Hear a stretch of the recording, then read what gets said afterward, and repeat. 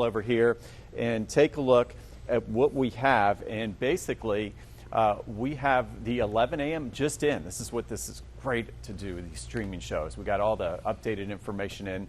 And notice we've got Umberto, a Cat 4, winds of about 150 miles per hour. It looks like it's going to do the recurve around Bermuda, maybe a little farther away. So that's some good news for our friends in Bermuda. And it should slowly weaken. And then, of course, we've got Tropical Depression 9. Now, yesterday afternoon, Hurricane Center was talking about it would be a tropical system soon. Boy, how have things changed. Okay, here we are. We're going to go into Sunday afternoon. They're still using terminology of becoming better organized, likely to become our tropical storm Imelda. But if you look at this meteorologically, not too impressive, just being sheared apart right now. It looks like somebody splattered paint on my satellite picture here. But if you look at the last few runs as we zoom in meteorologically, there are some thunderstorms that are trying to wrap around the center a little better. So we'll try to take a look at that. But right now, winds of 35 miles per hour. And of course, you need 39 mile per hour sustained winds for a tropical storm. So I like what I'm seeing, right? Because we don't need any impacts here in Florida. Now, it does look like most of the impacts based on this latest view and what we've been watching in the trends would stay mainly offshore Florida, and that includes all of the east coast of Florida. So that's good news. But we will have some impacts with some rain bands, gusty winds at times, and of course the rough sea surfs and rip currents. So as we take a look at the latest cone, and of course we talk impacts, that's why I was just talking impacts. I'm still thinking mainly offshore, but we will see some of those rain bands, a couple of them at least. As we look at this very latest track, you can see it's still expected to move north, and the big change is it will be strong enough where we'll call it a tropical storm Imelda, likely by later today, and then by Monday ramping up to maybe near hurricane force, and then a Category 1 is forecasted as we head into Tuesday morning by the National Hurricane Center. But the big change we've been watching over the last 12 to 24 hours is that track farther south and farther east away from the first coast here in Jacksonville and the Florida East Coast. In fact, the latest track, if anything, is even a little farther away. So it's a good 450 miles from Michaeler's Landing or Ponte Vedra Beach as we head into Tuesday morning. And that would be great news for us and really great news for all of the east coast of Florida. And the thinking is this, because it's taken its time getting organized, that trough, that front that came through, it's not going to pull it up as far to the north. In fact, it's going to feel the tug from Umberto a little bit more. Okay, a little weakness in the ridge is going to be created as these two systems, and you can see Umberto right here. It's about 600 miles away. They'll actually get within about 400 miles of each other here over the next day or two, and it will feel the effects of Umberto. Already, Umberto's stealing some of its thunder, and one of the reasons why it's so poorly organized at this time. But we'll talk about that tropical tango coming up once we get to our impacts. And that's, as we look at our tropical watches and warnings, you see the yellow off the northeast Florida coast, so it's over the waters for us here, okay, along the first coast. Now, as you go to the south, you can see the trend. You've got the tropical storm warnings mainly offshore. And offshore at this point in Florida. Okay, they're all offshore. So that will hold true, it looks like. So our main impacts and why we've got the weather impact alert is Monday and Tuesday for rip currents, seas, surf, okay.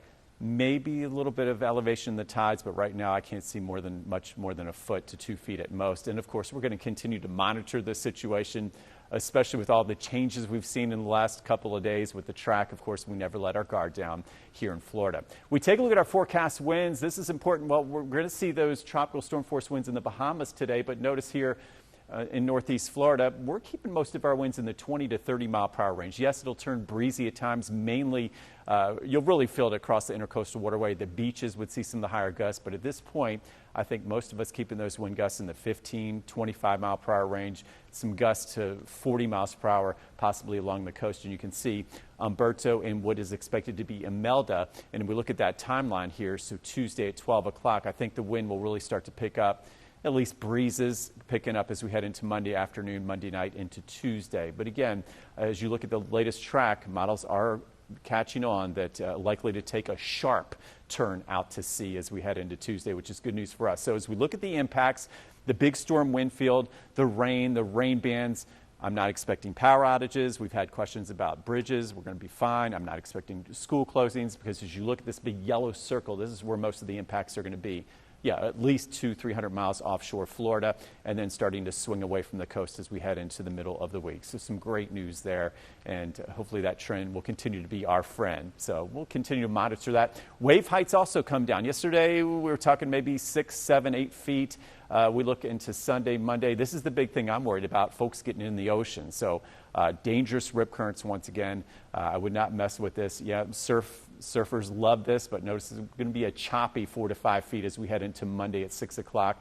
Peaking as we head into Tuesday, 5, 6 o'clock, but it's more like a washing machine effect. It's going to be very tough to surf on this surfer. So 6, 7 feet, maybe peaking closer to 7, 8 feet, but notice already coming down as we head into Wednesday afternoon. So we got a little bit of a swell, not just from Umberto, but will be our developing tropical storm. Looking at futurecasts, let's look at some of those bands. I said we could get a couple of the outer bands. Well, today for our Sunday fun day, not looking for much. This is more of a nice, very nice typical day for this time of year, maybe an inland shower or storm with the sea breeze. And then as we go into, here's 440, we go into late tonight, there will be a better chance of a few coastal showers. You could say this is some of the very outer edges of the system, trying to bring in a few extra showers. So we've got that weather impact alert because as you're getting ready for work, school tomorrow, you could be greeted with some rain showers. So make sure you have the umbrellas. Notice the rain coming in first thing in the morning, temperatures in the mid-70s. And then not an all-day rain. We could get our second band coming in as we head toward lunchtime, maybe some heavier showers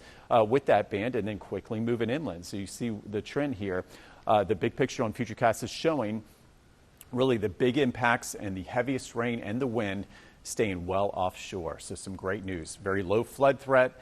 Not looking for anything like that. And again, not looking for much of a surge whatsoever. So we go into Tuesday. Yeah, there's a couple bands, but notice the outer bands are actually already starting to move away by Tuesday morning. So maybe as you get to southern St. Johns County, Flagler County would have a better chance to see some of those bands. But as we go through the day, and instead of these rotating onshore, notice they're just kind of rotating away. So as we look at our forecast rainfall, this is something a lot of us were hoping for, a little relief, because we officially have drought conditions now on the first coast. It's been too dry, and this is not painting a great picture for our lawns and plants. So as we look at the rainfall now through Wednesday, most of us, I have a ½ inch of rain or less, maybe McClenny squeezing out 6/10. Folkestone, you're closer to an inch, but notice along the coast, there could be some isolated amounts, at least to 1 to 2 inches maybe. You got Fernandina Beach there over 2 inches, St. Augustine 1.3, Sawgrass 181. What we needed was a more widespread rain for all of us.